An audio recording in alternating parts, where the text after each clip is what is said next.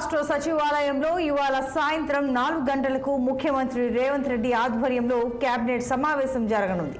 ఈ సమావేశంలో రైతు భరోసా, రేషన్ కార్డులు, పెన్షన్లు, గత ప్రభుత్వం చేసిన అప్పులు, చెల్లిస్తున్న వడ్డీలు, ఆర్థిక క్రమశిక్షణ, అసెంబ్లీ సమావేశాలు, విద్య, వైద్యం, వ్యవసాయం, వన మహోత్సవం తదితర అంశాలపై కేబినెట్లో చర్చించే అవకాశం ఉన్నట్లు తెలుస్తోంది.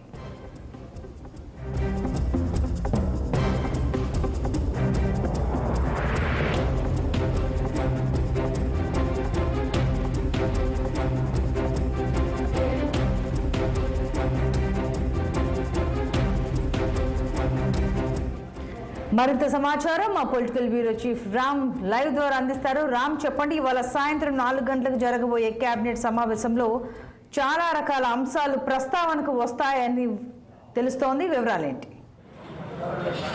Good afternoon Deepika. ప్రకాశపట్నంలో ఈరోజు రాష్ట్ర సచివాలయంలో ముఖ్యమంత్రి రేవంత్ రెడ్డి అధ్యక్షతన మంత్రివర్గ సమావేశం జరుగుతుంది.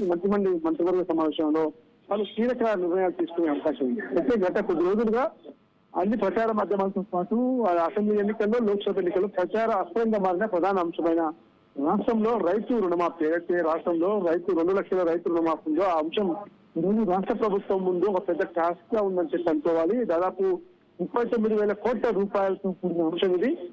దీనివల్ల లక్షలాది మంది రైతులు గత 10 సంవత్సరాలకు పైగా ఎదురు చూస్తున్న రైతు రుణమాఫీ అంశం ఈరోజు ప్రభుత్వం సిద్ధపడుతుంది. ఇప్పటికే అసెంబ్లీ ఎన్నికల సమయంలో, తర్వాత లోక్సభ ఎన్నికల సమయంలో ఇంక ప్రధాన అస్త్రంగా మారింది.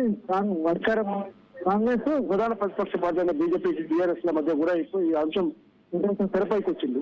ముఖ్యమంత్రి రేవంత్ రెడ్డి స్వయంగా ఈ లోక్సభ ఎన్నికల ప్రక్రియ సందర్భంగా రైతు రుణమాఫీ అమలు చేసే దిశ అంశంలో ఏ ప్రాంత సభలో ఆ ప్రాంత దేవుళ్లపై ప్రమాణం చేసి ఆగస్టు 15వ తేదీలోపు ఖచ్చితంగా 2 లక్షల రైతు రుణమాఫీ రైతుకు అమలు మాఫీ చేసి తీస్తామని చెప్పి ఆయన హామీ ఇచ్చారు. ఆ దిశగానే ఇప్పటికే రాష్ట్ర ఆర్థిక శాఖ మంత్రి, వ్యవసాయ శాఖ మంత్రి తుమ్మల నాగేశ్వరరావు, బట్టి విక్రమార్క ఇద్దరు కూడా ఇటీవల SLBC state level bankers meeting సమావేశం ఏర్పాటు చేశారు. అందులో రైతు రుణమాఫీ అంశం కూడా ప్రధానంగా కీలకంగా చర్చించారు.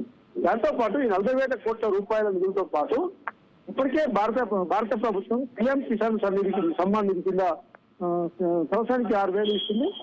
6,000 ఇస్తుందో ఆ గైడ్లైన్స్ తీసుకొని ప్రామాణికంగా ఈ రోజు రాష్ట్ర ప్రభుత్వం ముందుకు పోయే అవకాశం ఉంది. దీంతో 20 నుంచి 25,000 కోట్ల రూపాయలు మాత్రమే ఈ రోజు రాష్ట్ర ప్రభుత్వానికి ఆర్థిక భారం పడే అవకాశం. అయితే ఈ రుణమాఫీ కూడా ఒక 3 విడతలుగా చేసేందుకు ఈ మంత్రివర్గ సమావేశంలో క్యాబినెట్ సబ్ కమిటీ చేసేందుకు కూడా ప్రభుత్వం సిద్ధమవుతుంది.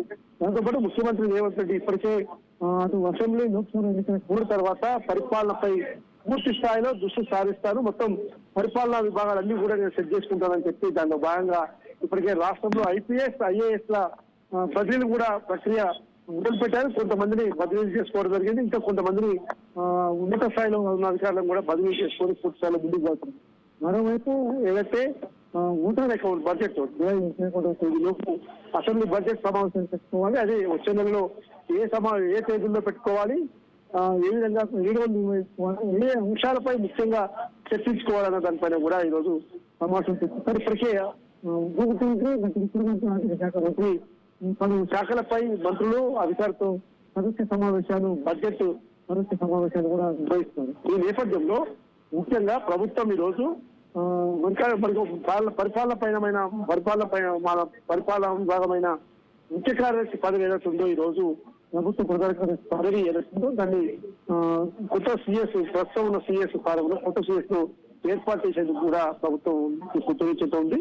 మన రైతుల మాఫీ విషయంలో కూడా టీఆర్ఎస్ పార్టీ ఎమ్మెల్యే, మాజీ స్పీకర్ పోచారం శ్రీనివాస్ రెడ్డి నివాసం వద్ద కూడా ముఖ్యమంత్రి రేవంత్ రెడ్డి వక్కానిస్తూ రైతు రుణమాఫీ విషయంలో ఎలాంటి సందేహాలు అవుతుందని ఖచ్చితంగా ఏ మాట ఇచ్చామో ఆ మాట ప్రకారం తీర్చిదిద్దామని చెప్పి చెప్పడం జరిగింది. ఇప్పటికే రైతు రుణమాఫీతో పాటు రైతు భరోసా కింద రైతు బంధు పథకం దాదాపు 30,000 కోట్లు, 7,000 కోట్లు రైతు పథకం కింద కావాలి. దాదాపు 20,000 కోట్లు తక్షణం ఆర్థికంగా ప్రభుత్వానికి కావాలి. ఇప్పటికే దాదాపు 6 నెలల్లో 30,000 కోట్లు రూపాయల్లో అప్పులు చేసిందని చెప్పి పెద్ద ఎత్తున ఇండియాలో కూడా ప్రచారాలు వస్తుంది. ఇవన్నీ అధిగమించేందుకు ఏదైతే ప్రభుత్వం లక్ష్యంగా పెట్టుకొని ముందుకు వస్తుందో రైతు రుణమాఫీ అంశమే ఈరోజు ప్రధానంగా ముందుకు వెళ్ళి, దాంతో పాటు ఏపీ, తెలంగాణ ఉద్యోగుల విభజన అంశంతో పాటు ఏపీలో ఉన్న కొంతమంది ఉద్యోగులు తెలంగాణకు రావాలి, తెలంగాణలో కూడా కొంతమంది ఏపీ ఉద్యోగులు ఏపీకి పోవాలి. అదేవిధంగా ఉమ్మడి ఆస్తుల విషయం కూడా ఏదైతే 10 ఏళ్ల ఉమ్మడి కాలంలో ఉన్న గెస్ట్ హౌస్ ఇతర